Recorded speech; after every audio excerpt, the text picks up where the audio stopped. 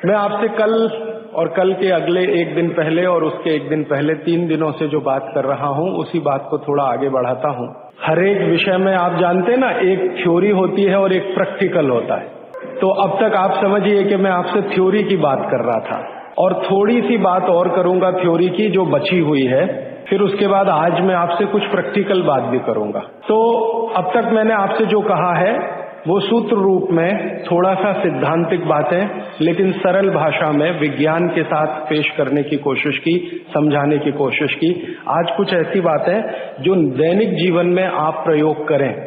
इन सूत्रों का प्रयोग तो करना ही है, इसके लिए तो कोई विकल्प नहीं है, लेकिन इन सूत्रों के आधार पर आगे भी बहुत कुछ है जो भागवत जी ने कहा है। यहाँ पर हम लोग बात कर रहे हैं 3500 साल पहले भारत में एक महान व्यक्ति हुए, उनका नाम था महर्षि भागवत। उनकी लिखी हुई 2 शास्त्रीय पुस्तकों पर हम चर्चा कर रहे हैं। एक उनकी पुस्तक है अष्टांग हृदयम, दूसरी पुस्तक है उनकी अष्टांग संग्रहम। ये दोनों पुस्तकों में महर्षि भागवत ने 7000 सूत्र लिखे हैं, संस्कृत में लिखे हैं। ये सूत्र हमारे जीवन से जुड़े हुए हैं। हमारे अपने जीवन में हमें स्वस्थ रहना है, निरोगी रहना है, तो इन स्वस्थ और निरोगी रहने के लिए क्या क्या करना चाहिए, ये सूत्र भागवत जी ने लिखे हैं। तो ऐसे महर्षि भागवत के सूत्रों को मैं पिछले 6 साल से पढ़ता रहा और भारत की आज की जो परिस्थिति है, मैं मानता था और आज भी मानता हूं कि उसमें ये बहुत अनुकूल है। आज हमारे भारत की परिस्थिति ऐसी है, 112 करोड़ लोग इस देश में रहते हैं, इनमें से करीब 75 से 80 करोड़ लोग बीमार हैं। सरकार कहती है कि सिर्फ 30 करोड़ लोग हैं स्वस्थ, बाकी सब हैं बीमार।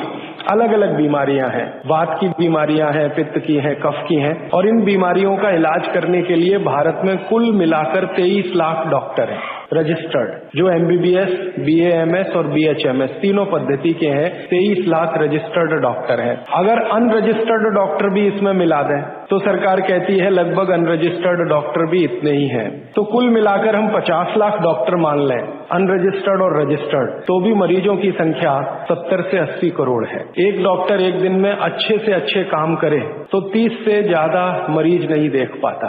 तो मैंने एक दिन हिसाब लगाया कि अगर 30 व्यक्ति एक डॉक्टर के सुपुर्द कर दिए जाएं तो 50 लाख डॉक्टर हैं, मुश्किल से 1.5 करोड़ लोगों का इलाज हो सकता है और रोगी 75 से 80 करोड़ हैं। तो भागवत जी एक सूत्र लिखकर चले गए, वो ये कहते हैं कि हर व्यक्ति अपनी चिकित्सा स्वयं कर सकता है। और इस बात को उन्होंने कहा कि 85% चिकित्सा बहुत आसान है जो कोई भी व्यक्ति स्वयं कर सकता है। 15% चिकित्सा थोड़ी मुश्किल है जिसमें आपको विशेषज्ञ की मदद की जरूरत पड़ती है। तो मैंने सोचा क्यों ना ये 85% चिकित्सा जो आसान है वो लोगों तक पहुंचाई जाए। इस दृष्टि से ये व्याख्यान श्रृंखला आयोजित की है। इसके पहले इस विषय पर मैंने कहीं बात ही नहीं की क्योंकि अभी तक तो मैं अध्ययन ही करता रहा। तो अब तक हमने 3 दिन की व्याख्यानमाला पूरी की है, आज चौथा दिन शुरू हो रहा है। तो कल तक के जितने सूत्र थे वो एक बार मैं आपको दोहरा दूं ताकि आपको याद हो जाए। कल का सबसे पहला महत्व का सूत्र मैंने बोला था कि आप खाना खाने के बाद पानी न पिए, पानी हमेशा 1.5 घंटे के बाद पिए। कारण मैंने उसका बहुत विस्तार से बताया था, उसमें दोबारा जाने की जरूरत नहीं है। वो पहला सूत्र था कल का। दूसरा सूत्र था कि पानी जब भी पिए तो घूट घूट भर के पिए, एक एक सिप लेकर पानी पिए, जैसे आप गर्म दूध पीते हैं या गर्म चाय या गर्म कॉफी पीते हैं। और उसका कारण भी मैंने आपको समझा दिया था। तीसरा सूत्र है कि आप जब भी पानी पिए तो ठंडा ना पिए, कभी भी ठंडा पानी ना पिए, हमेशा गुनगुना पानी पिए। वैसे जैन दर्शन में इसी को पक्के पानी की कहा जाता है, इसको बात वो बिल्कुल वैज्ञानिक है। भागवत जी भी उसका समर्थन करते हैं। हमेशा गुनगुना पानी पीने की कोशिश करें। आप में से कई लोगों ने सवाल पूछे थे कि गर्मियों में भी क्या गुनगुना पानी पिए। भागवत जी की माने तो गर्मियों में भी गुनगुना पी सकते हैं, लेकिन कोई बहुत तकलीफ आए तो मिट्टी के बर्तन का पानी आप गर्मी के दिनों में 3-4 महीने पी सकते हैं। फिर चौथा सूत्र ये था कल का कि पानी कभी भी पिए तो सवेरे उठते ही सबसे पहले जरूर पिए, माने सुबह की शुरुआत पानी से करें। और उसमें मैंने बताया था कि मुंह का कुल्ला किए बिना वो उठते ही पानी आपको पीना है, क्योंकि रात को जब आप सोते हैं तो जो कुछ भी लार मुंह में बनी है ये बहुत ही कीमती है, इसका औषधीय गुण बहुत है। और जैन दर्शन में इसको अहिंसा के साथ जोड़ा हुआ है और वो मैंने करके भी देखा है कि सुबह की लार गलती से भी आप किसी चींटी या चींटा या मक्खी पे थूक दो, वो तुरंत मर जाएगा। सुबह की लहर अगर आपने गलती से चींटी, चींटा या मक्खी पे थूक दिया, वो तुरंत मर जाता है, क्योंकि उसका औषधीय गुण बहुत प्रबल होता है सुबह सुबह। तो जैन दर्शन ने इसको अहिंसा से जोड़ा, भागवत जी ने इसको शरीर स्वास्थ्य से जोड़ा। तो ये 4 सूत्र मैंने कल आपको बताए थे, ये बहुत फंक्शनल है, ऑपरेटिव। अभी मैं आगे बढ़ता हूँ। कल के सूत्र को आगे बढ़ाते हुए मैं एक सूत्र आपके सामने रख कहता हूँ। भागवत जी कहते हैं बहुत गहरी बात। वो ये कहते हैं, ये साध्वी जी हैं, इसलिए मुझे आज कहना बहुत उपयोगी भी लग रहा है इस सूत्र का। मैं सोचा था कि कल कहूंगा, लेकिन आज कह रहा हूँ। भागवत जी कहते हैं कि जब आप भोजन करें कभी भी, तो भोजन का समय थोड़ा निश्चित करें। ऐसा नहीं कि कभी भी कुछ भी खा लिया। हमारा ये जो शरीर है, ये कभी भी कुछ भी खा लेने के लिए नहीं है। इस शरीर में जठर है, मैंने आपसे कहा, उसमें अग्नि प्रदीप्त होती है। तो भागवती जी कहते हैं कि जब जठर में अग्नि सबसे ज्यादा तीव्र हो, उसी समय भोजन करें, तो आपका खाया हुआ एक एक अन्न का हिस्सा पाचन में जाएगा और रस में बदलेगा, और रस में से मांस, मज्जा, रक्त, वीर्य, मल, मूत्र, मेद और आपकी अस्थियां, इनका विकास होगा। तो कभी भी कुछ ना खाएं। ये पद्धति भारत की नहीं है, ये यूरोप की है। यूरोप में डॉक्टर्स हैं, वो हमेशा कहते हैं कि थोड़ा थोड़ा खाते रहो, कभी भी खाते रहो। हमारे यहाँ ये नहीं है, थोड़ा थोड़ा खाते रहो, कभी भी खाते रहो। आपको दोनों का अंतर समझाना चाहता हूँ। भागवत जी कहते हैं कि खाना खाने का समय निर्धारित करें, और समय निर्धारित होगा उससे जब आपके पेट में अग्नि की प्रबलता हो, जठर अग्नि की प्रबलता हो। भागवत जी ने इस पे बहुत रिसर्च किया, और वो कहते हैं कि 1.5-2 साल के रिसर्च के बाद उनको पता चला कि जठर अग्नि कौन से समय सबसे ज्यादा तीव्र होती है। जठर अग्नि कौन से समय सबसे ज्यादा तीव्र होती है? तो वो कहते हैं कि जब सूर्य का उदय होता है, सूर्य का जब उदय होता है, तो सूर्य के उदय होने से लगभग 2.5 घंटे तक जठर अग्नि सबसे ज्यादा तीव्र होती है। सूर्य के उदय होने से, सूर्य का उदय होना आप चेन्नई के हिसाब से सोच लीजिए, मान लीजिए 7 बजे, तो 7 बजे से लेकर 9:30 बजे तक जठर अग्नि सबसे ज्यादा तीव्र होगी। हो सकता है यही सूत्र अरुणाचल प्रदेश में मैं बात करूं तो वो 4 बजे से 6:30 का समय आ जाएगा, क्योंकि अरुणाचल प्रदेश में सूर्य 4 बजे निकल आता है। अगर मैं सिक्किम में बात करूंगा तो और 15 मिनट पहले हो जाएगा, और यही बात अगर मैं गुजरात में जाकर करूंगा तो आपसे समय थोड़ा भिन्न हो जाएगा। तो सूर्य के साथ इसको ध्यान रखें। तो सूर्य का उदय जैसे ही हुआ, उससे अगले 2.5 घंटे तक जठर अग्नि सबसे ज्यादा तीव्र होती है। तो भागवत जी कहते हैं कि इस समय सबसे ज्यादा भोजन करें, इस समय सबसे ज्यादा भोजन करें। वो तो एक जगह यहां तक कह देते हैं कि आप अगर संभव हो तो 9:30 बजे के अंदर ही लंच करें, 9:30 बजे के अंदर ही लंच करें, माने ब्रेकफास्ट गायब, नाश्ता छोड़ें, सीधे ही भोजन करें। यहां तक वो कहते हैं।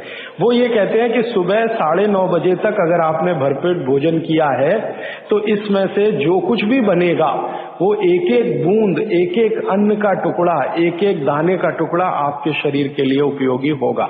क्यों? क्योंकि वो कहते हैं कि सुबह 7 बजे से, आपके हिसाब से मैं कह रहा हूँ, 7 बजे से 9:30 जठर अग्नि बहुत तीव्र होती है। भागवत जी ने एक और रिसर्च किया था कि शरीर के जो अलग अलग अंग हैं, जैसे हृदय है, हृदय, और जैसे जठर है, जठर, जैसे किडनी है, जैसे लीवर है, इनके काम करने का अलग अलग समय है। जठर अग्नि के काम करने का सबसे अच्छा समय है 7 से 9:30, सूर्योदय से 2.5 घंटे तक। फिर इसी तरह से हृदय, हृदय के काम करने का समय है सबसे ज्यादा ब्रह्म मुहूर्त से 2.5 घंटे पहले। ब्रह्म मुहूर्त आप समझते हैं 4, 4:30, तो 2, सवा 2 बजे, 1:30 बजे से लेकर 4 बजे के बीच में हार्ट सबसे ज्यादा सक्रिय होता है, और सबसे ज्यादा हार्ट अटैक उसी समय में आते हैं। किसी भी डॉक्टर से पूछ के देख लीजिए, क्योंकि हृदय जब सबसे ज्यादा सक्रिय होगा तो हृदय घात भी उसी समय होगा। इसलिए 99% हार्ट अटैक अर्ली मॉर्निंग्स में ही होते हैं, क्योंकि हृदय के काम करने का उस समय सक्रियता सबसे ज्यादा है। इसी तरह हमारा लीवर है, इसी तरह किडनी है। इसकी पूरी एक सूची मैंने बनाई है।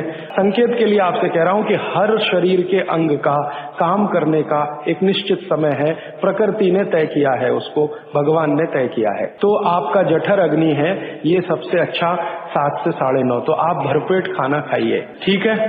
फिर आप बोलेंगे जी दोपहर को भूख लगी तो थोड़ा और खा लीजिए, लेकिन भागवत जी कहते हैं कि सुबह का खाना सबसे ज्यादा, अगर आज की भाषा में मैं कहूं तो आपका जो ब्रेकफास्ट है ना, वो हैवियर से हैवियर होना चाहिए, भारी से भारी। जितना खाते हैं ज्यादा भी खा लीजिए, कोई फर्क नहीं पड़ता। सुबह के नाश्ते में भरपेट खाइए। फिर वो कहते हैं दोपहर का भोजन अगर आप कर रहे हैं तो इसको थोड़ा कम करिए नाश्ते से। दोपहर का भोजन नाश्ते से कुछ कम करिए, 1/3 कम कर दीजिए। और रात का भोजन दोपहर के भोजन का 1/3 कर दीजिए। अब सीधे से मैं कहता हूं, अगर आप सवेरे 6 रोटी खाते हैं तो दोपहर को 4 ले लीजिए और शाम को 2 ले लीजिए। अगर आपको आलू का पराठा खाना है या गोभी का पराठा खाना है, आपकी जीभ स्वाद के लिए मचल रही है, तो भागवत जी कहते हैं कि सब कुछ सवेरे खाओ। आलू का पराठा भी खाओ, गोभी का पराठा भी खाओ, मूली का पराठा खाओ, जो आपको खाना है। हालांकि जैन है तो आलू का पराठा तो निषिद्ध है, मूली का भी निषिद्ध है आपके लिए। फिर अगर जो जैन नहीं है उनके लिए आपको जो ज्यादा अच्छा लगता है खाने में, मैं आपको एक वाक्य में कहता हूं, जो चीज सबसे ज्यादा पसंद है वो सुबह खाओ। रसगुल्ला पसंद है तो सुबह खाओ, रबड़ी खानी है तो पसंद है तो सुबह खाओ, जलेबी खानी है तो सुबह खाओ, इमरती खानी है तो सुबह खाओ। जो भोजन आपको सबसे ज्यादा पसंद है वो सुबह खाओ, पेट भर के खाओ। वो ये कहते हैं कि इसमें छोड़ने की जरूरत नहीं है, पेट भर के खाओ तो पेट की संतुष्टि हुई, मन की भी संतुष्टि होती है। और भागवती जी कहते हैं कि भोजन में मन की संतुष्टि पेट की संतुष्टि से ज्यादा बड़ी है। मन हमारा जो है ना, ये खास तरह की वस्तुओं से या हार्मोन से या एंजाइम से संचालित है। मन को आज की भाषा में डॉक्टर्स लोग जो गिनते हैं ना, हालांकि वो है नहीं, लेकिन उन्होंने जो कहा है वो पीनियल ग्लैंड के बारे में है। ये जो पीनियल ग्लैंड है ना, इसमें से बहुत सारा रस निकलता है जिनको हम हार्मोन्स कह सकते हैं, कुछ एंजाइम्स हैं। ये संतुष्टि के लिए सबसे आवश्यक ग्लैंड है पीनियल ग्लैंड। तो भोजन अगर आपको तृप्त करता है, भोजन में एक तो पेट भरना है और एक तृप्त होना, तृप्त करेगा तो पीनियल ग्लैंड आपकी सबसे ज्यादा सक्रिय है।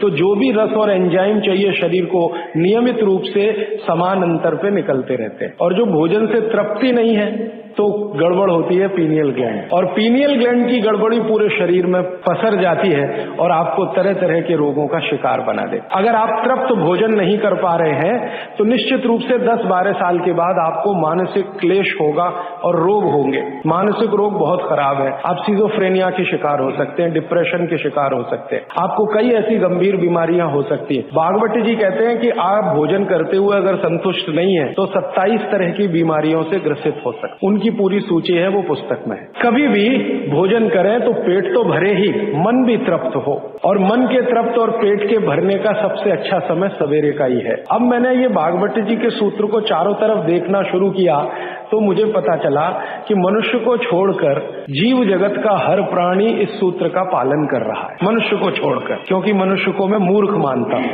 हालांकि मनुष्य अपने को होशियार समझता है, लेकिन मनुष्य से ज्यादा होशियार ये जीव जगत के प्राणी हैं। आप चिड़िया को देखो, चिड़िया कितने भी तरह की चिड़िया सवेरे सूरज उगते ही उसका खाना शुरू हो जाता है और भरपेट खाती है।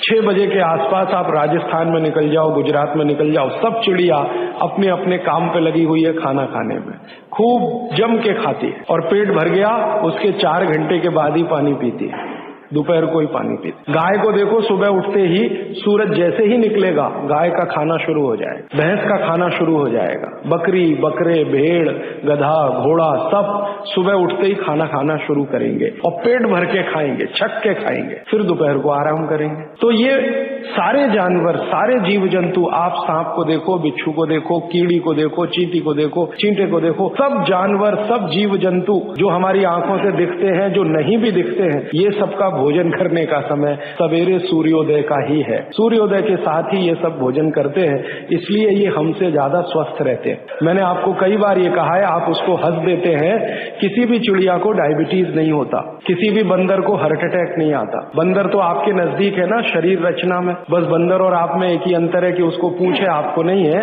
बाकी सब कुछ एक ही है। आपका हृदय बंदर का हृदय, आपका लीवर बंदर का लीवर, आपकी किडनी बंदर की किडनी, सब कुछ समान है। माँ का गर्भाशय, बंदरिया का गर्भाशय, सब समान है, एक ही अंतर है, उसको पूछे आपको नहीं है। तो ये बंदर को कभी भी डायबिटीज नहीं, हार्टराइटिस नहीं, कोई कुछ नहीं, कोई कुछ नहीं। ये सब एक ही चक्कर है कि बंदर सवेरे ही सवेरे भरपेट खाता है, जो आदमी नहीं खा पाता। माने सुबह सुबह भरपेट खाओ। और ये बात भागवत जी 3500 साल पहले कहते हैं कि सुबह का खाना सबसे अच्छा, माने सबसे ज्यादा खाना है, सबसे अच्छा खाना है, जो भी स्वाद आपको लगता है वो सुबह ही खाइए। तो सुबह का खाना फिक्स करिए, समय तय करिए। तो समय मैंने आपको बता दिया, सूरज उगा और 2.5 घंटे तक, माने 9:30 बजे तक, ज्यादा से ज्यादा 10 बजे तक आपका भोजन हो जाना चाहिए। और ये भोजन तभी होगा जब आप नाश्ता बंद करेंगे।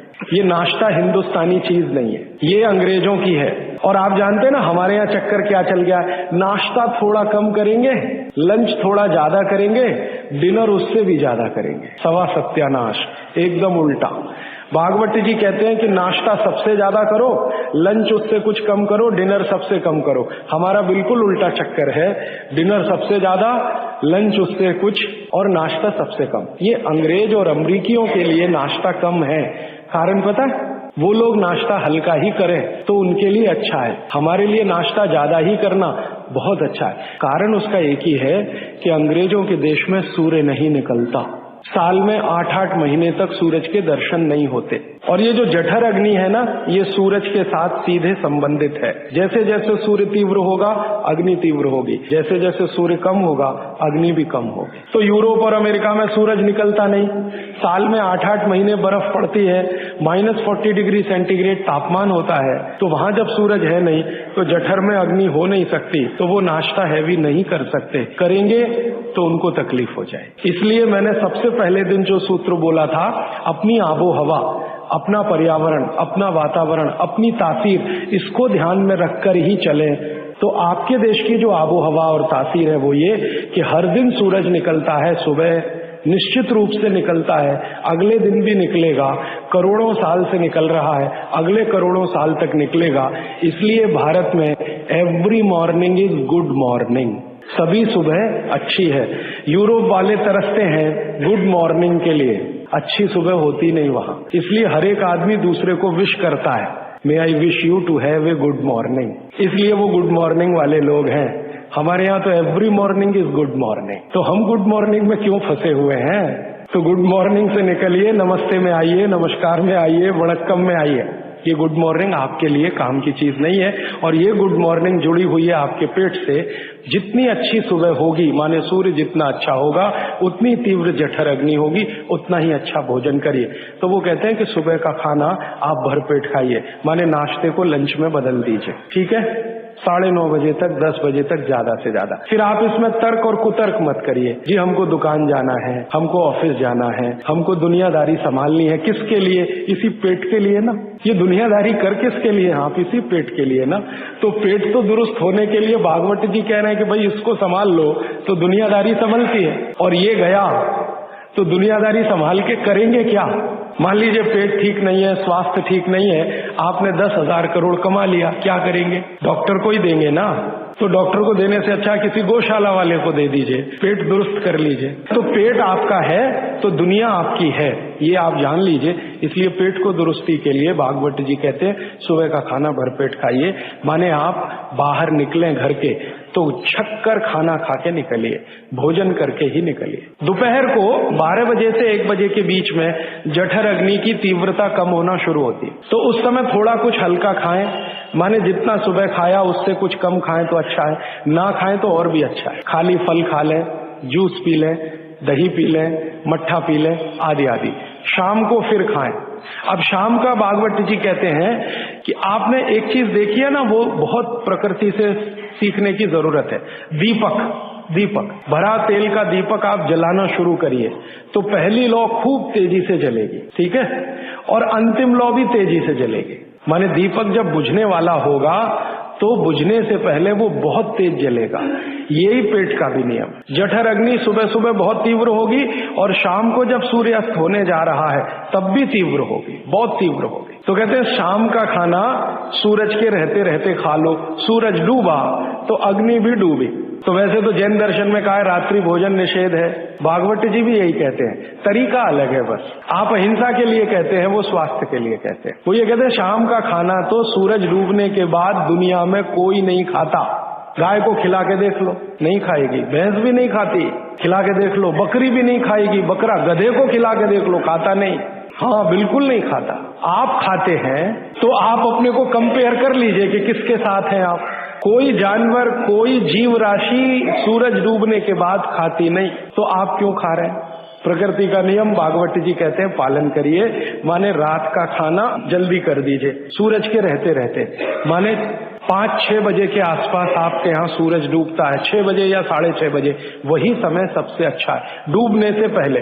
अब कितना पहले, तो भागवत जी ने उसका कैलकुलेशन दिया 40 मिनट पहले। ये हिंदुस्तान के किसी भी कोने में चले जाइए, सूरज डूबने से 40 मिनट पहले का ही निकलेगा।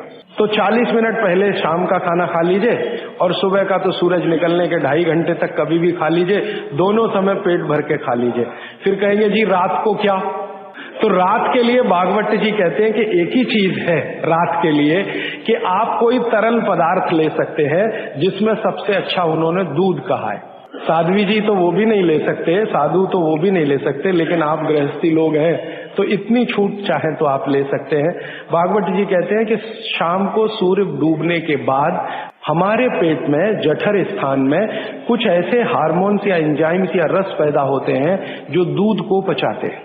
इसलिए वो कहते हैं सूर्य डूबने के बाद जो चीज खाने वाली है वो दूध है, या पीने वाला है वो दूध है। तो रात को दूध रख लीजिए, 6 बजे तक भरपेट खाना रख लीजिए।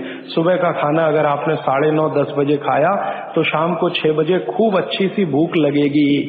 फिर आप कहेंगे जी हम तो दुकान पे बैठे हैं 6 बजे, तो डब्बा मंगा लीजिए, दुकान में डब्बा आ सकता है। हाँ, डब्बा आने में कोई तकलीफ नहीं है। दुकान में आप 6 बजे बैठे हैं, डब्बा आपका आ सकता है। और मैं आपको हाथ जोड़कर कह रहा हूं, आप में से कोई भी डायबिटिक पेशेंट है, कोई भी अस्थमेटिक पेशेंट है, किसी को भी बात का गंभीर रोग है, आज से ये सूत्र चालू कर दीजिए। 3 महीने बाद आप खुद मुझे फोन करके कहेंगे राजीव भाई पहले से बहुत अच्छा हूं, शुगर लेवल कम हो रहा है, अस्थमा मेरा पहले से कम हो रहा है, ट्राइग्लिसराइड चेक कर लीजिए और इस सूत्र को शुरू कर दीजिए। 3 महीने बाद फिर चेक करा लीजिए, पहले से कम होगा। VLDL, LDL आज चेक कर लीजिए, 3 महीने बाद फिर चेक करा लीजिए, बहुत तेजी से घटेगा। HDL आज चेक करा लीजिए, 3 महीने बाद चेक करा लीजिए, बहुत तेजी से बढ़ेगा। और HDL बढ़ना ही चाहिए, LDL, VLDL कम होना चाहिए। तो ये सूत्र भागवत जी का जितना संभव हो आप ईमानदारी से पालन करिए, वो आपको स्वस्थ रहने में बहुत मदद करेगा। अब इसके आगे का एक सूत्र भागवत जी कहते हैं कि जब भी आप खाना खाएं तो हर समय ये बात का ध्यान रखें, हर समय, कि 2 ऐसी विरुद्ध वस्तुएं एक साथ ना खाएं जिनका गुण और स्वभाव एक दूसरे के विपरीत है। 2 विरुद्ध वस्तुएं एक साथ कभी भी ना खाएं, ये है सीधा सीधा सूत्र। अब आप कहेंगे हमें पता नहीं विरुद्ध वस्तुएं क्या हैं। मैं कुछ विरुद्ध वस्तुओं की सूची बता देता हूँ। डिटेल सूची तो भागवत जी ने बताई है, 103 वस्तुएं हैं जो एक दूसरे के एकदम खिलाफ है। 103 वस्तुएं, जैसे सबसे पहली वस्तु उन्होंने बोली है प्याज और दूध, दोनों एक दूसरे के जानी दुश्मन है। दूध और प्याज साथ में खाया तो 20 बीमारियां आने ही वाली हैं। सबसे ज्यादा बीमारियां आएंगी त्वचा की, आपको सोराइसिस होगा, आपको एक्जिमा होगा, आपको खाज होगी, आपको खुजली होगी अगर प्याज दूध साथ में खा रहे हैं तो कभी भी ना खाएं। इसी तरह से वो कहते हैं कि कटहल को क्या कहते हैं, कटहल समझते, दूध और जैक फ्रूट कभी ना खाएं, दोनों एक दूसरे के जानी दुश्मन। और दूध और ऐसा कोई भी फल साथ में न खाएं जो सिट्रिक एसिड प्रधान है। सिट्रिक एसिड आप समझते हैं, संतरा, मौसम्बी, नारंगी, अंगूर, खट्टी चीज। एक खट्टी चीज तो आपकी बनाई हुई है, एक खट्टी चीज भगवान की बनाई हुई। तो भगवान की बनाई हुई खट्टी चीज है, दूध के साथ जानी दुश्मन है। भागवत जी ने बहुत साल रिसर्च करके बताया एक ही खट्टा फल है जो दूध के साथ खाएं, वो है आंवला। आंवला ही एक फल है, खट्टा है, सिट्रिक एसिड भरपूर मात्रा में है, विटामिन सी भरपूर मात्रा में है, कैल्शियम उसमें भरपूर है। यही एक फल है जो दूध के साथ जरूर खाएं। बाकी कोई फल जिसमें खट्टापन है वो दूध के साथ ना खाएं। आम अगर खट्टा है तो दूध के साथ ना खाएं, मीठा है तभी खाएं। आम और दूध की दोस्ती बहुत जबरदस्त है, लेकिन खट्टे आम की दूध से दोस्ती नहीं है। मीठा आम, एकदम मीठा आम, पका हुआ आम, उसी को दूध के साथ खा सकते हैं। एक और उन्होंने गिना है, वैसे तो आप जैन हैं तो ये बात आपके लिए लागू ही नहीं होती, लेकिन जैन नहीं है इसलिए कह रहा हूं, तो कभी भी शहद और घी एक साथ ना खाएं। दुनिया का सबसे खराब जहर है ये, शहद और घी। शहद घी साथ में ना खाएं, शहद खाना है तो घी ना खाएं, घी खाना है तो शहद ना खाएं। इसी तरह से उड़द की दाल और दही गलती से भी साथ में ना खाएं। उड़द की दाल, द्विदल में सबसे खतरनाक है उड़द की दाल। उड़द की दाल के बारे में जितनी भी रिसर्चेस भारत में हुई हैं वो ये कहती हैं कि ये दालों की राजा है, इसलिए ये अकेला ही खाएं, इसके साथ दही नहीं खा सकते। उड़द की दाल के साथ दालों की राजा है, राजा अकेला ही रहता है ऐसा कहा जाता है। तो वो कहते हैं उड़द की दाल भरपूर खाएं, मना नहीं है, लेकिन अकेली खाएं। और बाकी जो दालें हैं, अरहर की दाल है, मूंग की दाल है, तो मैंने कल कहा था कि ये भी द्विदल में है, दही तो ना खाएं, लेकिन कोई मजबूरी में खाना है तो उपाय मैंने बताया था कि दही गर्म करके खाएं, माने दही में बघार लगा के खाएं ताकि तासीर गर्म हो जाए उसकी, या मट्ठा गर्म करके खाएं तासीर उसकी गर्म हो जाए। लेकिन मेरी आपको विनम्र विनती है, उड़द की दाल के साथ तो बिल्कुल ना दही खाएं, ना मट्ठा खाएं, बघारा हुआ भी नहीं खाएं। भागवत जी कहते हैं कि चलेगा ही नहीं। मैंने इस पे मेरे अपने शरीर पे एक्सपेरिमेंट किया। मैंने एक दिन कहा कि चलो खा के देखते हैं, भागवत जी ने कहा ना खाएं, खा के देखें क्या होता है शरीर को। तो मैंने खाने से पहले मेरा ब्लड प्रेशर चेक किया और उड़द की दाल खाने के बाद दही खाया और फिर ब्लड प्रेशर चेक किया तो मेरा ब्लड प्रेशर 22 से 25% बढ़ा हुआ था। फिर मैंने सोचना शुरू किया कि रोज रोज अगर मैं ये खाने लगूं उड़द की दाल और दही उड़द की दाल तो 100% 6-8 महीने में हार्ट अटैक आ ही जाएगा। इसका मतलब माताओं बहनों से हाथ जोड़कर निवेदन है, दही बड़ा कभी भी नहीं, क्योंकि दही बड़ा में उड़द की दाल का बड़ा अगर है तो दही बिल्कुल नहीं। अगर आपको दही बड़ा खाना ही है तो मूंग की दाल का बड़ा है, दही बघार कर या मट्ठा बघार कर आप ले सकते हैं। उड़द की दाल का बड़ा अगर बनाया है तो दही के साथ तो गलती से भी नहीं। उड़द की दाल का बड़ा सीधे चटनी से खा सकते हैं, दही से नहीं। और अगर शादी ब्याह है आपके घर में तो मीनू बनाते समय ध्यान रखें कि मेहमानों को उड़द की दाल का बड़ा और दही ना परोसें, नहीं तो दोहरे पाप के भागीदार बने। आप अपना तो नाश करेंगे ही, आने वालों का भी नाश करेंगे। और अतिथि देवता है, उसको जहर ना खिलाएं। तो ऐसी एक सूची है, मैंने तो आपको 4-5 चीजें बताई हैं, विस्तार से आप पुस्तक में देख सकते हैं। वो सूची ये कहती है 103 वस्तुओं की, ये चीज इसके साथ ना खाएं, ये चीज इसके साथ ना खाएं। तो भागवत जी कहते हैं 2 विरोधी चीजें साथ में ना खाएं। और वो कहते हैं कि अगर आपने ये सूत्र धारण कर लिया तो जिंदगी भर आप निसंकोच बिना किसी रोग के जीवन बिता सकते। तो आज का एक सूत्र मैंने बोला, फिर ये दूसरा सूत्र हुआ, अभी तीसरे सूत्र पे चलता हूँ आज का। भागवत जी कहते हैं कि खाना आप जब भी खाएं तो उसको जमीन पर बैठकर ही खाएं, जमीन पर बैठकर खाएं। मैं जैसे बैठा हूं ना, इसको आयुर्वेद की भाषा में कहते हैं सुख आसन। ये आसन में खाना खाएं। क्यों खाएं जी, प्रश्न आएगा आपके मन में। तो भागवत जी समझाते हैं कि जब आप इस आसन में बैठते हैं, सुख आसन में, तो आपके शरीर का जो जठर है ना, ये जो है सबसे ज्यादा तीव्र है और इस आसन में इसकी तीव्रता हमेशा मेंटेन रहती है। आप अभी कुर्सी पर बैठे हैं, इसमें तीव्रता घट जाती है और खड़े हो जाएं तो बिल्कुल कम हो जाएगी। कारण क्या है, आप शरीर के बारे में थोड़ा जानते हैं ना, हमारे शरीर में कई चक्र हैं। एक चक्र जो है ना, ये जो पीछे जहां पर आपका हिप जॉइंट्स और आपका ये जो मन का होता है जहां मिलते हैं, वो सबसे महत्वपूर्ण चक्र है। ये प्रदीप्त होता है तभी, मन दीप्त होता है जब आप इस स्थिति में बैठे, और इसका जठर पर सीधे असर है। और ये असर आप अगर महसूस करना चाहते हैं तो जमीन पे बैठ के ही खाएं। और वो ये कहते हैं कि भोजन की जो थाली है वो आप बैठे उससे थोड़ा ऊपर रहे, माने पट्टा रख के या स्टूल रख के थाली उस पर ऐसे बैठ के खाएं। भागवत जी ने और एक बात कही है कि सबसे अच्छा तो ये है सुखासन, जिसमें आप बैठकर खाना खाएं। वो कहते हैं और एक आसन है जिसमें आप खाना खा सकते हैं, बाकी किसी में भी नहीं। वो गाय का दूध जब निकालते हैं ना, कैसे बैठते हैं, बस उस स्थिति में भी आप खाना खा सकते हैं। उकड़ू गाय दूध निकालने का जो स्थिति है बैठने का, उस स्थिति में बैठ के आप खाना खा सकते हैं। लेकिन वो आपके लिए नहीं है, इसको ध्यान से सुन लीजिए, क्योंकि आगे उन्होंने एक वाक्य लिख दिया कि जो शरीर श्रम ज्यादा करते हैं,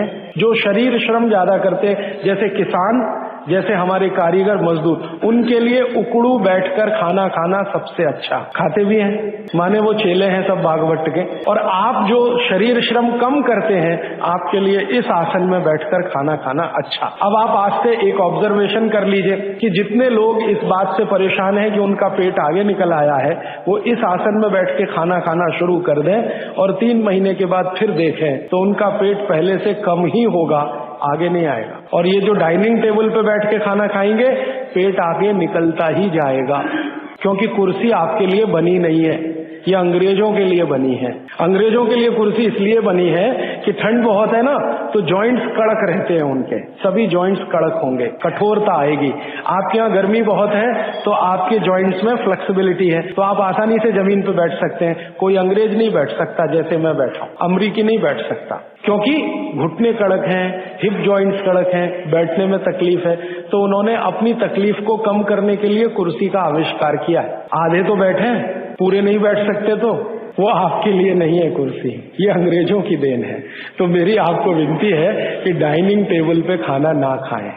तो आप कहेंगे जी ले लिया तो बहुत सारा कचरा भर रखा है आपने घर में, क्या करेंगे उसका? हमको हिंदुस्तानियों को पिछले 60-70 साल में या 100 साल में एक गजब बीमारी हुई है, दुनिया भर का कचरा घर में लाके रखना। हाँ, ये इतनी खराब बीमारी आई है हमको कि बिना सोचे बिना समझे कचरा ला के घर में रखना। रसोइयों में मैं घरों में जाता हूँ ना, टीन टपरे के इतने डब्बे होते हैं, खाली हैं, फेंकेंगे नहीं, संभाल के संभाल के संभाल के, कब काम आएंगे मालूम नहीं, लेकिन वो भरते ही जाते हैं, भरते ही जाते हैं। रसोई में इतने डिब्बे डब्बियां हैं, काम के शायद उसमें आधे भी नहीं है, लेकिन रखा हुआ है। पता नहीं कचरे से इतना मोह क्यों है, जो बाहर फेंकना चाहिए वो घर में सजा सजा के रखा हुआ है। और फेंकने की बात करो, अरे पता नहीं कभी काम आ जाए, और वो कभी 60 साल में भी नहीं आता, 100 साल में भी नहीं आता। तो उसी कचरे में मैं गिनता हूँ आपकी डाइनिंग टेबल। अब आप जरा हिसाब निकालो जी, ये आपने लाके रखी है डाइनिंग टेबल, मान लो ये 100 स्क्वायर फीट की है, 10 बाई 10 की है, या मान लो 50 स्क्वायर फीट की है। 50 स्क्वायर फीट की जगह आपने घर में घेर रखी है, क्या भाव है मद्रास में जगह का? 3000 रुपए स्क्वायर फीट, और 50 स्क्वायर फीट आपने घेर के रखा है। जरा जोड़ लो ना 3000 में 50 का गुणा करके, और रोज का हिसाब निकाल लो। तो एक तो खरीदा तब आपने पैसा बर्बाद कर दिया, अब इसको जगह को घेर के बर्बाद कर दिया आपने। तो अगर बन सके तो डाइनिंग टेबल निकाल दें, नहीं निकाल सकते तो कोने में रख दें। अब आखिरी बात, आप कहेंगे राजीव भाई कुछ तो ऐसी बात करो, ये डाइनिंग टेबल ले आए तो इसका कुछ तो उपयोग करो। तो अगर आप सच में ईमानदारी से डाइनिंग टेबल पे बैठ के ही खाना खाना चाहते हैं तो कुर्सी पर ऐसे बैठ जाएं जैसे मैं बैठा हूं। डाइनिंग टेबल की कुर्सी है ना, वो है, आपको उससे छूटता नहीं है। तो भागवत जी तो मना करते हैं, मैं उसमें एक सजेशन दे रहा हूं कि जैसे मैं आसन में बैठा हूं, कुर्सी पे भी ऐसे ही बैठ जाइए, आलती पालती मार के फिर खा लीजिए। लेकिन अच्छा तो नहीं है, लेकिन बीच का कोई रास्ता तो है। अब डाइनिंग टेबल निकले इसमें तो समय लगेगा, क्योंकि मन से नहीं निकलती। शरीर से निकलना तो आसान होता है, मन से नहीं निकलता। पता नहीं कितने कितने पैसे जमा करके ये हम लाए थे, अब ये निकले कैसे। और नहीं है अगर डाइनिंग टेबल तो बहुत सुखी है, मत लाइए, मेरी तो विनती है, मत लाइए। उसकी जगह लाना है तो छोटे छोटे पटरे ले आइए, जो आपके रसोई में बैठ के आप खाएं तो बहुत अच्छा है। अब आगे का एक सूत्र, बहुत अच्छा सूत्र है। भागवत जी कहते हैं कि खाना जब दोपहर को खाएं और सुबह खाएं, सुबह और दोपहर, ये दो बात। वो ये कहते हैं कि दोपहर और सुबह का खाना खाएं। वैसे तो वो कहते हैं दोपहर का ना खाएं, दोपहर का खाना सवेरे खाएं। लेकिन अगर आप खा ही रहे हैं तो वो ये कहते हैं कि तुरंत विश्रांति लें, खाते ही विश्रांति लें, खाते ही आराम करें, काम कोई ना करें। सुबह का खाना अगर 10 बजे खाया या 12 बजे खाया या 11 बजे खाया तो खाते ही विश्रांति लें। कब तक? 20 मिनट। 20 मिनट विश्रांति लें। और उसको उन्होंने एक्सप्लेन किया है कि वो विश्रांति जो होनी चाहिए वो आपके शरीर को, जो बायां हाथ है इसको नीचे करके दाएं हाथ को ऊपर करके वाम कुक्षी अवस्था में लेटें। अब वाम कुक्षी को सरल भाषा में समझाता हूं। भगवान विष्णु को लेटे हुए देखा शेषनाग पर, बस उसी परिस्थिति में लेटे, उसी स्थिति में लेटे। विष्णु भगवान शेषनाग पर लेटे हुए, वो वाम कुक्षी की अवस्था है। खाना खाने के बाद हमेशा दोपहर को और सुबह इस अवस्था में जरूर लेटें। क्यों? Left side. आप जानते हैं हमारे शरीर में 2 नाड़ियां हैं, वैसे तो 3 है, 3 नाड़ियां, एक सूर्य नाड़ी है, एक चंद्र नाड़ी है, एक मध्य नाड़ी है। ये जो सूर्य नाड़ी है यही भोजन को पचाने में मदद करती है। सूर्य नाड़ी तभी चलती है जब आपकी चंद्र नाड़ी कम हो। भोजन पचाना है सुबह का और दोपहर का, सूर्य नाड़ी तीव्र होनी ही चाहिए। तो लेफ्ट साइड में लेटो तो तुरंत सूर्य नाड़ी शुरू हो जाती है। वैसे तो अगर आप स्वस्थ हैं तो खाना खाते ही आपकी सूर्य नाड़ी अपने आप शुरू हो जानी चाहिए। नहीं हो रही है तो लेफ्ट साइड में लेट जाइए, लेटते ही शुरू हो जाएगी। 20 मिनट जरूर लेटें। फिर आप कहेंगे जी नींद आ गई, तो भागवत जी कहते हैं ले लो एक झपकी। वो ये कहते हैं रोको मत इस नींद को। जो सूत्र उन्होंने लिखा है कि दोपहर भोजन के बाद या सुबह भोजन के बाद अगर आपको आलस्य है शरीर में, तो वो कहते हैं कि बिना संकोच इस झपकी को ले लो। 20 मिनट की झपकी ले लो, ज्यादा से ज्यादा 40 मिनट की ले लो, इसके आगे नहीं। तो अगर आप भोजन के बाद इस विश्रांति ले लें 20 से 40 मिनट, तो अगले आधे दिन काम करने को बहुत एनर्जी आपके पास आएगी। आप चाहें तो आज ही करके देख लें। भागवत जी ने ये कहा है कि शरीर के 14 वेग होते हैं, वेग, उनको कभी भी रोके नहीं। उसमें से निद्रा है, नींद जो है ना, ये एक वेग है। तो वो कहते हैं कि दोपहर के खाने के बाद अगर आलस्य आ रहा है तो ये स्वाभाविक है, क्योंकि खाना खाते ही जठर अग्नि प्रदीप्त होगी। अग्नि प्रदीप्त होने के लिए मैंने आपसे कल समझाया था ना, ब्लड की जरूरत पड़ेगी।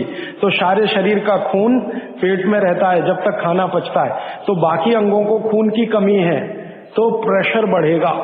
सारा खून एक जगह आएगा तो दूसरे अंगों पे तकलीफ आएगी कि नहीं। तो ब्रेन को प्रेशर आता है, तो ब्रेन रिलैक्स होना चाहता है, इसलिए भोजन के बाद आपको सुस्ती आएगी ही। ये प्रकृति का नियम है। तो आप ले लेना उस नींद को, छोड़ते क्यों हैं? बहुत कीमती है, लोगों को मिलती नहीं। गोलियां खाते हैं फिर भी नहीं आती। करोड़ों रुपए लेने वालों को मैंने देखा है, आती नहीं है नींद। आपको आ रही है तो बात बहुत सुखी है। तो आप दोपहर की झपकी ले लें। मैं आपको और एक छोटी सी जानकारी बताऊं कि भागवत जी के इस सूत्र पर यूरोप और अमेरिका में बहुत रिसर्च हो रही है आजकल। ऑस्ट्रेलिया में, ब्राजील में और मैक्सिको में कई कंपनियां ऐसी हैं जिन्होंने लंच के बाद ब्रेक देना शुरू किया है अपने कर्मचारियों को। और ब्राजील और मैक्सिको और ऑस्ट्रेलिया, तीनों देश की सरकारें 2008 में कानून बनाने जा रही हैं। कानून बनने जा रहा है कि हर एक कर्मचारी को लंच के बाद झपकी लेने के लिए ब्रेक देना कंपलसरी है। तो सभी कंपनियों को ऑर्डर आया है सरकार का कि अपने ऑफिस की डिजाइन इस तरह से करो कि कोई भी कर्मचारी जहां बैठकर काम कर रहा है वहां झपकी भी ले सके। जिन कंपनियों में ये चल रहा है सिलसिला, मैंने उनसे ईमेल से कांटेक्ट किया कि भैया ये तुमको कहां से याद आ गया, ये तो भागवत जी 3500 साल पहले कह के गए। तो उन्होंने कहा ये आपके यहाँ 3500 साल पहले था, हमारे यहाँ अब पहुंचा है, हमको अब पता चला है, हमने इस पर रिसर्च शुरू किया है। तो उन्होंने ये महसूस किया है कि जिन कर्मचारियों को दोपहर खाने के बाद वो झपकी लेने की छूट दे रहे हैं, उनकी काम करने की एफिशिएंसी 3 गुना बढ़ गई है, एफिशिएंसी बढ़ रही है। तो वो कह रहे हैं कि पहले से ज्यादा काम कर रहे हैं, तनख्वाह उतनी ही है, बस एक झपकी लेने की छूट उनको मिली है, काम बढ़ गया उनका। तो आप भी महसूस कर सकते हैं। और माताओं बहनों को तो विशेष विनती है, क्योंकि आपका घर का काम भी कुछ कम नहीं है। किसी भी फैक्ट्री को चलाना बहुत आसान है, घर चलाना बहुत मुश्किल काम है।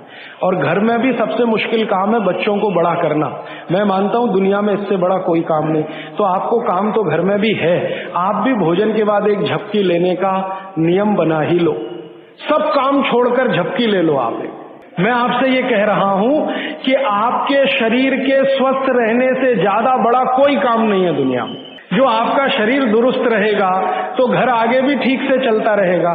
इसलिए कोई संकोच नहीं, कोई लिहाज नहीं, कोई शर्म नहीं, सास की शर्म नहीं, ससुर की शर्म नहीं, पति की शर्म नहीं, बच्चों की शर्म नहीं। आपने दोपहर का खाना खाया, झपकी ले ही लो, 20 मिनट से 40 मिनट। जिंदगी आपकी सुखी रहेगी, जिंदगी भर आप सुखी रहेंगे। इसमें कोई शर्म की बात नहीं है, ये शरीर की जरूरत है। जैसे भूख लगती है तो हम खाना खाते हैं, इसमें क्या शर्म करते हैं, वैसे ही खाना खाते ही ब्लड प्रेशर बढ़ता है और ब्रेन को ज्यादा प्रेशर बर्दाश्त नहीं है, तो नींद लेना ही शरीर के लिए अच्छा है। तो आप ये कर लो। पुरुषों के लिए भी मेरी विनती है। आप कहेंगे जी दुकान में व्यवस्था नहीं, कुछ बना लो, आगे पीछे कुछ तोड़ ताड़ के ऐसी व्यवस्था कर लो कि खाते ही पैर सीधे करने को कुछ तो हो जाए। आप कहेंगे जी बैंक में काम करते हैं, बीमा कंपनी में काम करते हैं, तो मैं अमेरिका, यूरोप की उन कंपनियों की लिस्ट दे देता हूं जहां पर ये नियम बन चुका है। आपके बैंक और बीमा वालों को वो लिस्ट दिखा दो कि जब ये अमेरिका और कनाडा और ब्रिटेन और ऑस्ट्रेलिया और न्यूजीलैंड में कानून बन सकता है तो हिंदुस्तान में क्यों नहीं। भागवत तो हिंदुस्तान के थे। तो आपकी बैंक और बीमा कंपनियों में भी कोशिश करो। लेकिन आपको मालूम है ये जो हमारा बीपीओ सेक्टर है, यहां तो हो गया है, गुड़गांव में चालू हो गया, उन्होंने चालू कर दिया, दोपहर को खाने के बाद झपकी लेने की छूट देना शुरू कर दिया। तो अगर वहां हो रहा है बीपीओ सेक्टर में, आईटी सेक्टर में, तो सब जगह हो जाएगा, धीरे धीरे ये आ जाएगा। अब मैं आपको एक उल्टी बात कहता हूं।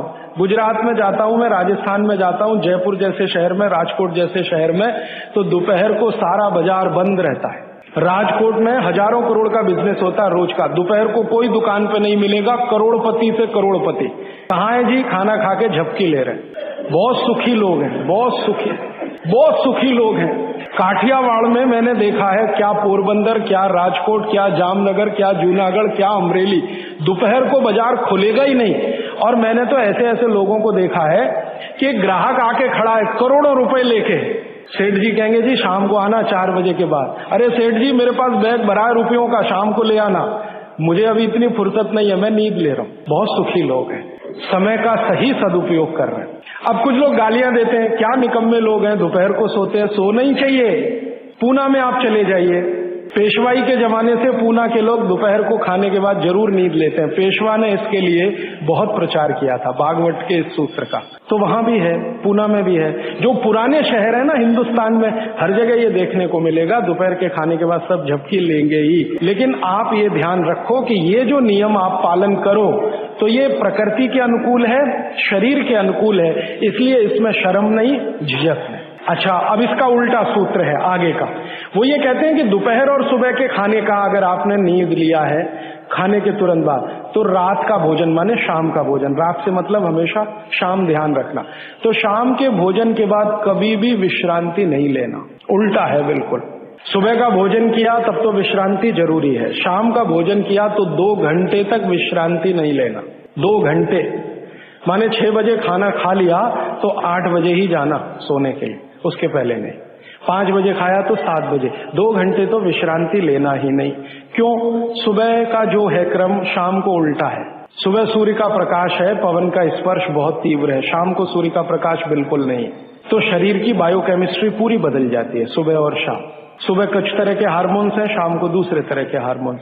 तो शाम के लिए वो ऑब्जर्वेशन करके कहते हैं कि कभी भी खाने के बाद तुरंत सोना नहीं। अगर सोएंगे तो हार्ट अटैक, डायबिटीज, सब बीमारी आने की संभावना। तो शाम को खाने के 2 घंटे बाद तक ना सोएं, सुबह खाते ही जरूर विश्रांति लें। अब आगे एक तीसरा सूत्र उन्होंने लिखा है, दोनों को शायद मिलाया उन्होंने। वो कभी भी एक्सट्रीम पे नहीं गए भागवत जी, बीच में ही रहे, मिडिल मार्ग है, मध्य मार्ग है। वो ये कहते हैं कि सुबह और शाम को अगर जो आप ये दोनों नियम पालन नहीं कर पाते किसी कारण से, करें तो बहुत अच्छा, नहीं कर पाते तो वो ये कहते हैं कि 10 मिनट के लिए वज्रासन में जरूर बैठ जाएं, सुबह और शाम दोनों। सुबह का नियम अगर आप पालन नहीं कर पाते, माने विश्रांति नहीं ले पा रहे किसी कारण से, और शाम का भी नियम पालन नहीं कर पा रहे हैं, 2 घंटे तक आपको सोना नहीं है किसी भी कारण से, कारण कुछ भी हो, तो वो ये कहते हैं वज्रासन में जरूर बैठें 10 मिनट। वज्रासन आप सब समझते हैं, पैर पीछे करके बस 10 मिनट बैठ जाइए खाने के बाद, सुबह भी और शाम को भी। कि अगर वज्रासन में कोई बैठता है तो शरीर बिल्कुल वज्र के जैसा ही होता है। वज्र आप समझते हैं, एकदम कठोर, मजबूत। अब मैंने हिंदुस्तान के कई लोगों को देखा, गांधी जी घंटों घंटों वज्रासन में बैठते थे, और आप देखो एकदम पतला दुबला शरीर और अंग्रेजों की लाठी खाने को हमेशा तैयार। वो वज्रासन की कृपा है गांधी जी। गांधी जी कोई आसन नहीं करते थे, कोई प्राणायाम नहीं करते थे, सुबह घूमने जरूर जाते थे, लेकिन हमेशा ये वज्रासन में जब मौका मिला बैठ गए, जब मौका मिला बैठ गए। और घंटों घंटों 3-3 घंटे तो लोगों ने उनको देखा बिना हिले डोले वज्रासन में बैठ के चिट्ठी लिख रहे हैं, किताब पढ़ रहे हैं वगैरह वगैरह। तो 10 मिनट तो न्यूनतम करें ही, ज्यादा से ज्यादा अगर आप कर सकें, समय समय पे वज्रासन में बैठते रहें, तो शरीर की बहुत सारी क्रियाएं एकदम दुरुस्त रहती। ये 3 सूत्र हुए, और एक चौथा सूत्र बता देता हूं। हमारे भागवत ऋषि कहते हैं कि आप जब खाना खा रहे हैं तो खाना खाते समय आपका चित्त और मन दोनों शांत रहने चाहिए। चित्त और मन 2 अवस्थाएं चित्त की है, मन की है। मॉडर्न साइंस में न चित्त है न मन है, वो ब्रेन की बात करते हैं, माइंड की बात करते हैं। माइंड अलग है, मन अलग है, ब्रेन अलग है, चित्त अलग। तो कहते चित्त और मन दोनों शांत रहें। तो चित्त और मन को शांत रखने का क्या उपाय है?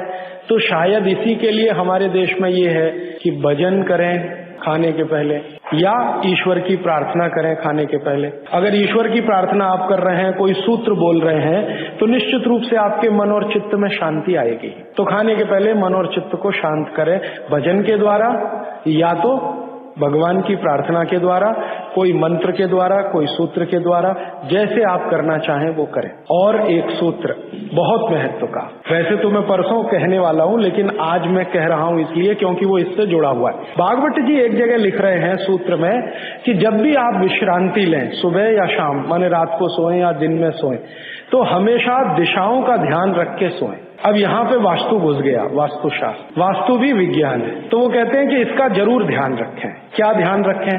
तो वो कहें हमेशा आपको विश्रांति लेते समय सिर सूर्य की दिशा में रहे। सूर्य की दिशा माने पूर्व की दिशा, और पांव पश्चिम में रहे। और वो कहते हैं कि अगर कोई बहुत मजबूरी आ जाए, कोई भी मजबूरी के कारण आप पूर्व में सिर नहीं कर सके, तो दक्षिण में जरूर कर लें, साउथ में। तो या तो ईस्ट और या साउथ। जब भी आराम करें, लेटें, तो सिर हमेशा पूर्व में ही रहे, पांव हमेशा पश्चिम में रहे। और कोई मजबूरी हो तो दूसरी दिशा है दक्षिण, दक्षिण में सिर रखें, उत्तर में पांव। आगे के सूत्र में भागवत जी कहते हैं कि उत्तर में सिर करके कभी भी ना सोएं, उत्तर, नॉर्थ। फिर आगे के सूत्र में लिखते हैं कि उत्तर की दिशा मृत्यु की दिशा है, सोने के लिए। उत्तर की दिशा दूसरे कई कामों में बहुत अच्छी है, पढ़ना है, लिखना है, अभ्यास करना है, तो उत्तर में मुंह रख के करें, लेकिन सोने के लिए उत्तर बिल्कुल निषिद्ध है।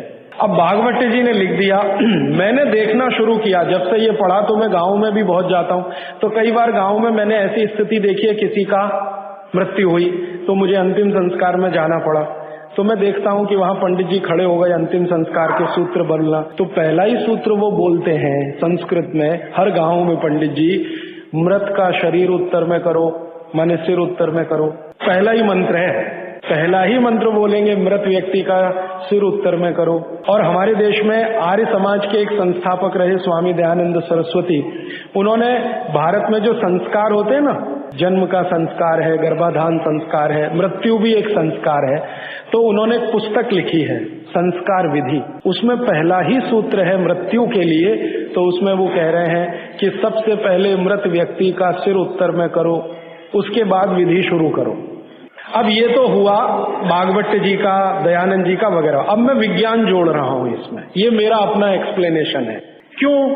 आज का जो हमारा दिमाग है ना, ये क्यों के बिना मानता नहीं। हाँ, क्यों ऐसा करें? कारण उसका बिल्कुल साफ है। आधुनिक विज्ञान ये कहता है कि आपका जो शरीर है और आपकी जो पृथ्वी है, इन दोनों के बीच में कोई बल काम करता है, पृथ्वी और शरीर के बीच में। इसको हम कहते हैं गुरुत्व आकर्षण बल, ग्रेविटेशनल फोर्स। अब ये कैसे काम करता है? पृथ्वी के बारे में आप जानते हैं, पृथ्वी का उत्तर, पृथ्वी का दक्षिण, ये दोनों सबसे ज्यादा तीव्र हैं गुरुत्व आकर्षण के लिए। पृथ्वी का उत्तर, पृथ्वी का दक्षिण एक चुंबक की तरह से काम करता है गुरुत्वाकर्षण के लिए। आपका जो शरीर है, इसका ये है उत्तर, सिर जो है ना शरीर का उत्तर है और पांव दक्षिण है। तो सिर का उत्तर और पृथ्वी का उत्तर, आप अगर पृथ्वी में उत्तर की दिशा में सिर करके सो गए, भागवत जी कहते नहीं सोना, मान लो सो गए, तो आपका सिर का उत्तर और पृथ्वी का उत्तर, उत्तर उत्तर दोनों साथ में आए तो फोर्स ऑफ रिपल्शन काम करता है। विज्ञान ये कहता है फोर्स ऑफ रिपल्शन माने प्रतिकर्षण बल लगेगा। तो आप ऐसे ऐसे समझो इसको कि ये उत्तर है और आपने उत्तर में सिर किया, तो उधर से एक प्रतिकर्षण बल आपके शरीर पर काम करेगा। तो ये प्रतिकर्षण बल जब शरीर पर काम करेगा, धक्का देने वाला बल, तो आपके शरीर में संकुचन आएगा, कॉन्ट्रैक्शन। और शरीर में अगर संकुचन आया तो ब्लड प्रेशर पूरी तरह से कंट्रोल के बाहर जाएगा, क्योंकि ब्लड को भी प्रेशर आएगा। क्योंकि शरीर को प्रेशर आया ना, तो शरीर में खून है, खून को भी प्रेशर आएगा, और अगर खून को प्रेशर है तो नींद आएगी ही नहीं। मन में हमेशा धड़पड़ चलती रहेगी, हृदय की गति हमेशा तीव्र रहेगी। तो उत्तर की दिशा पृथ्वी की है, जो नॉर्थ पोल कहलाती है। हमारे शरीर का उत्तर ये है सिर। अगर ये दोनों एक ही दिशा में हो, फोर्स ऑफ रिपल्शन काम करेगा, प्रतिकर्षण बल लगेगा, शरीर में संकुचन आएगा, नींद आएगी ही नहीं। अब इसका उल्टा कर लो, आपका सिर दक्षिण में कर दो, ठीक है, पृथ्वी का दक्षिण में आपका सिर कर दो, तो आपका सिर तो नॉर्थ हुआ और पृथ्वी का दक्षिण हुआ, साउथ हुआ। तो आपका नॉर्थ माने उत्तर और पृथ्वी का दक्षिण, ये दोनों एक दिशा में है, तो फोर्स ऑफ अट्रैक्शन काम करेगा, एक बल आपको खींचेगा। और अगर आपके शरीर पर खिंचाव पड़ेगा, मान लीजिए आप लेटे हैं और ये पृथ्वी का दक्षिण है और इधर आपका सिर है, तो आपको खींचेगा अगर कोई, तो शरीर थोड़ा सा बड़ा होगा। जैसे रबर खींचती है ना, इलास्टिसिटी, ऐसे ही शरीर में थोड़ा सा बढ़ाव आएगा। जैसे ही शरीर थोड़ा सा बढ़ा तो बॉडी में रिलैक्सेशन आ गया। आप अंगड़ाई लेते हैं ना, एकदम शरीर को तान देते हैं, फिर क्या लगता है? बहुत अच्छा लगता है, क्योंकि शरीर को ताना तो उसके बाद शरीर में थोड़ा बढ़ाव आया, आप बहुत रिलैक्स फील करेंगे। तो इसलिए भागवत जी ने कहा कि दक्षिण में सिर करेंगे तो शरीर पर फोर्स ऑफ अट्रैक्शन है, उत्तर में सिर करेंगे तो फोर्स ऑफ रिपल्शन है। फोर्स ऑफ रिपल्शन में शरीर पर दबाव पड़ता है, फोर्स ऑफ अट्रैक्शन में खिंचाव पड़ता है। खिंचाव और दबाव एक दूसरे के विपरीत हैं। दबाव से शरीर में संकुचन आएगा तो खिंचाव से शरीर में थोड़ा सा फैलाव आएगा। तो फैलाव है तो आप सुखी नींद लेंगे और उस पर दबाव है तो नींद नहीं है। इसलिए उन्होंने बहुत बेहतरीन विश्लेषण दिया है। ये विश्लेषण मैं मानता हूं जिंदगी के सारे मानसिक रोगों को खत्म करने का अकेला है सूत्र। नींद अच्छी अगर ले रहे हैं आप तो समझ लीजिए दुनिया में बहुत सारी चीजें आपके शरीर से बाहर। भोजन अच्छा है, नींद अच्छी है, और क्या चाहिए? तो आप नींद अच्छी लें, ब्रेन हमेशा आपका फोर्स ऑफ अट्रैक्शन पे रहे, इसके लिए दक्षिण में सिर करके सोना बहुत अच्छा, और नहीं तो पूर्व में करना। अब पूर्व क्या है? पूर्व के बारे में पृथ्वी पर रिसर्च करने वाले सब वैज्ञानिकों का कहना है कि पूर्व न्यूट्रल है। पूर्व जो है ना, न्यूट्रल है, ना तो वहां फोर्स ऑफ अट्रैक्शन है ज्यादा, ना फोर्स ऑफ रिपल्शन है, और अगर है भी तो दोनों एक दूसरे को बैलेंस किए हुए हैं। इसलिए पूर्व में सिर करके सोएंगे तो न्यूट्रल आप भी रहेंगे, तो आसानी से नींद आएगी और अच्छी नींद आएगी। पश्चिम का आप पूछेंगे जी, पश्चिम के लिए अभी रिसर्च होना बाकी है। भागवत जी मौन है, उस पर कोई एक्सप्लेनेशन देकर नहीं गए हैं, और आज का साइंस भी लगा हुआ है। कोई रिसर्च अगर आ गई तो मैं जरूर आप तक प्रेषित करूंगा। पश्चिम के बारे में सोने के हिसाब से, वैसे तो बहुत रिसर्च हो चुकी है पश्चिम पर, वास्तु वालों ने बहुत काम कर लिया है कि पश्चिम में क्या होना चाहिए क्या नहीं होना चाहिए, लेकिन सोने के हिसाब से, स्लीप के हिसाब से जो सूत्र में बात कर रहा हूं, वो रिसर्चेस पश्चिम पर कम हुई हैं, पूर्व पर हो चुकी हैं, दक्षिण पर बहुत हो चुकी हैं, उत्तर पर तो सबसे ज्यादा हो चुके हैं। तो ये तीन दिशाओं को ध्यान में रखना है सोते समय। माने पूर्व में सिर करके सोए तो बहुत अच्छा, नहीं तो दक्षिण में। अब इसके आगे का सूत्र और भी मजेदार है, बहुत इंटरेस्टिंग है। भागवत जी कहते हैं कि किनको पूर्व में सिर करके सोना और किनको दक्षिण में। उन्होंने कैटेगरी बना दी। तो वो कहते हैं जो साधु हैं, जो सन्यासी हैं, जो ब्रह्मचर्य का पालन कर रहे हैं, जो गृहस्थ जीवन नहीं जी रहे हैं, जो दुनिया की मोह माया से दूर हैं, इन सबको पूर्व में ही सिर करना हमेशा। और जो दुनिया चला रहे हैं, घर चला रहे हैं, गृहस्थी चला रहे हैं, परिवार चला रहे हैं, पत्नी के साथ रह रहे हैं, बच्चों के साथ, उनको दक्षिण में ही सिर करना। अब यहां बिल्कुल क्लियर हो गया, अब कोई कंफ्यूजन नहीं रहना चाहिए। आप जितने लोग हैं सब अपना परिवार चलाने वाले, घर गृहस्थी चलाने वाले, दुनिया चलाने वाले लोग हैं, तो आप तो आज ही अपने बेड की पोजीशन बदलो। दक्षिण में सबके सिर होने चाहिए बेड के। और मेरे जैसे लोग जो शादी नहीं करते, ब्रह्मचारी हैं वगैरह वगैरह, इनको पूर्व में ही सोना। साधु जी, साध्वी जी जो भी हैं, जिनको अपने जीवन में नैष्ठिक ब्रह्मचर्य का पालन करना है, साधु महात्मा संत, इनको पूर्व में ही सोना है सिर रख के। और आप जैसे लोग जिनको घर गृहस्थी चलानी है, दक्षिण। अब यहाँ कोई कंफ्यूजन की गुंजाइश नहीं है। आप अपना याद रखो, मैं मेरा याद रखता हूं।